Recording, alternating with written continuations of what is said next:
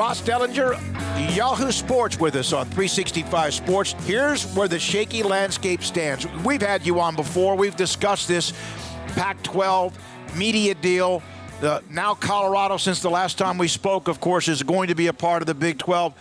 Ross, you've kind of gone through the timeline of all this. My question is, yesterday they had a number, or at least that's what we've been told, and that's what's been reported. Why yesterday? Why wasn't it at Pac-12 Media Days? Why wasn't it the day before? Why wasn't it before Colorado left to join the Big 12 next year? Well, the simple answer is they were trying to improve the deal by waiting. They were hoping somehow the deal improved by waiting.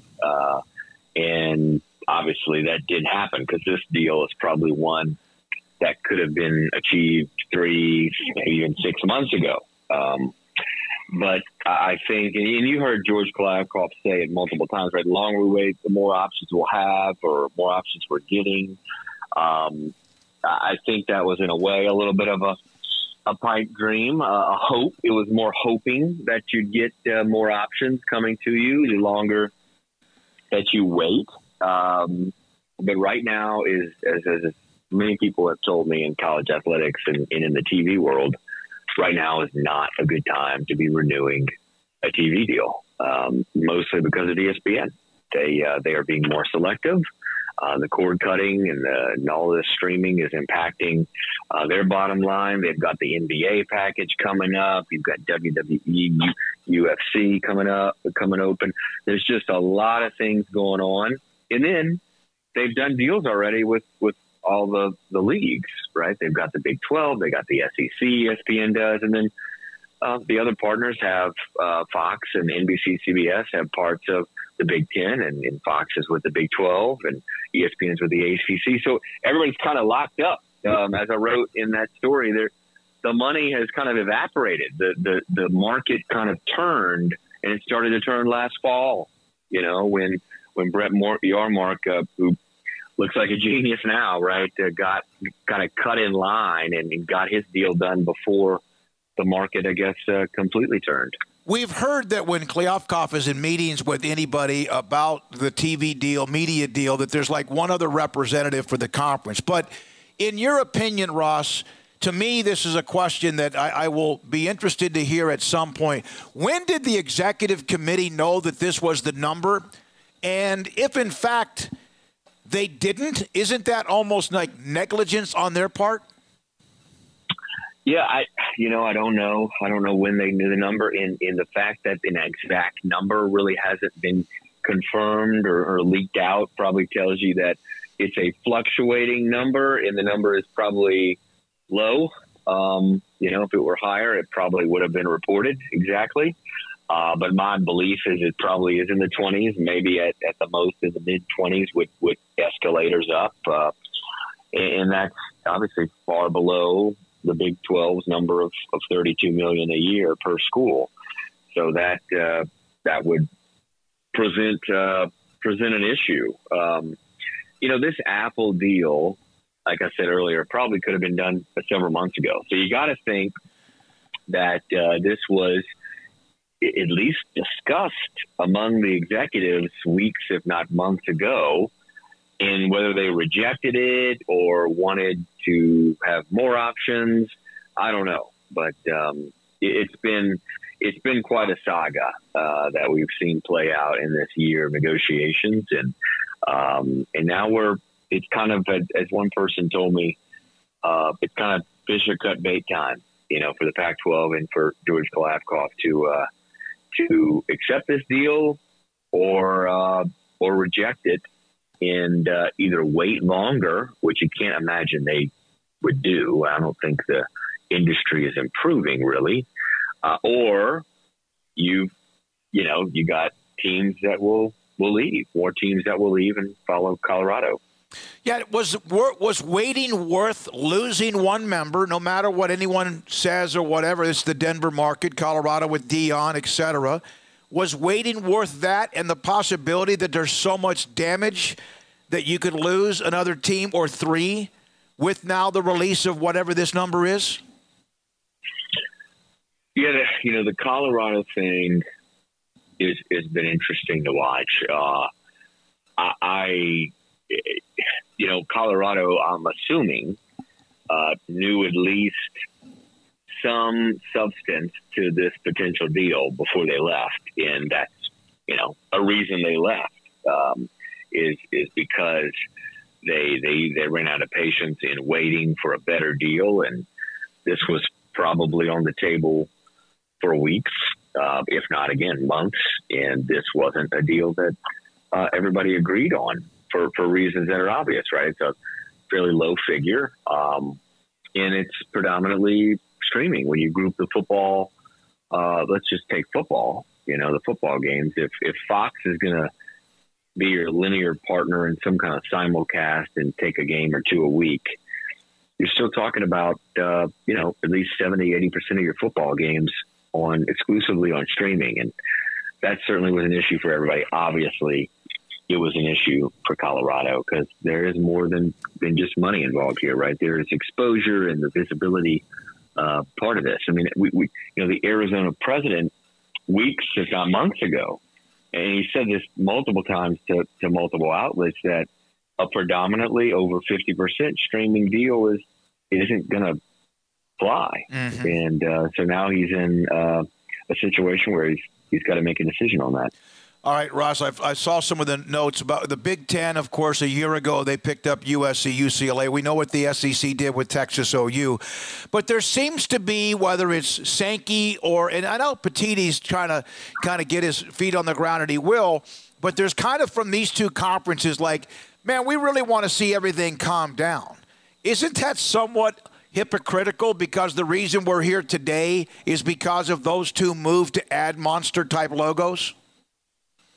Yep, that is right. I mean, you look at, in conference realignment has been going on for decades, but you look recently at the recent waves, and they kind of all started with Texas and Oklahoma's move. And I think that move probably triggered the Big Ten to in USC to have interest in one another. UCLA came along, so for sure. I mean, what's happening in college sports is somewhat predictable, and I think economists have predicted it long ago. Is that you've got the consolidation of the biggest brands, and when you consolidate the biggest brands, you get more money, and you remove yourself, if you're those big brands, you remove yourself from less valuable brands and consolidate. And that's what's happening, and that really, as you mentioned, that kind of started this domino of realignment. And really it goes back to Texas, right? Texas was going to leave the Big 12. They had made that decision and they shopped themselves around, and I think door number one was the SEC, but behind door number 2 and 3 were the ACC and the Big Ten as well. So the SEC probably made a wise move in opening that door, or Texas was going somewhere else. And that kind of started all this dominoes. On the deal, the Pac-12 showed whoever it was yesterday in that Zoom or conference call, whatever, virtual meeting.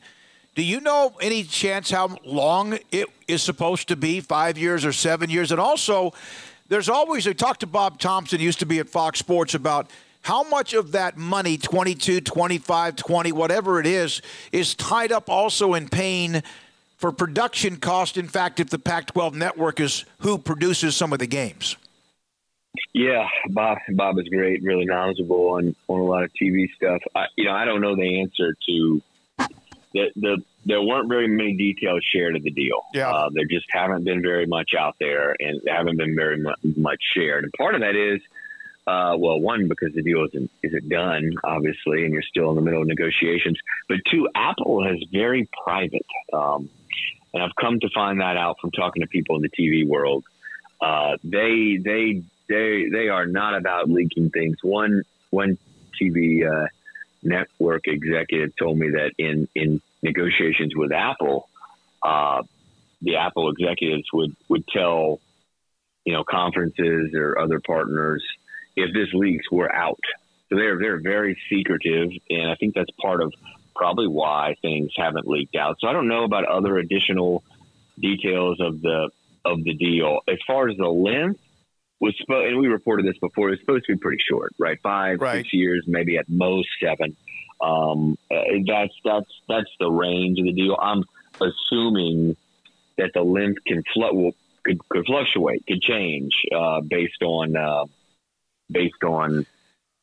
future negotiations, because the Pac-12 will have another board meeting, or is scheduled to have at some point another board meeting, and things could change from that point in the deal. But years is something that could potentially change. But I would say that it's probably at least 5 and less than 8. Do you feel like Arizona has one foot out the door and they want to bring the other foot with them, or do you still feel like that's very, very like touch and go 50-50?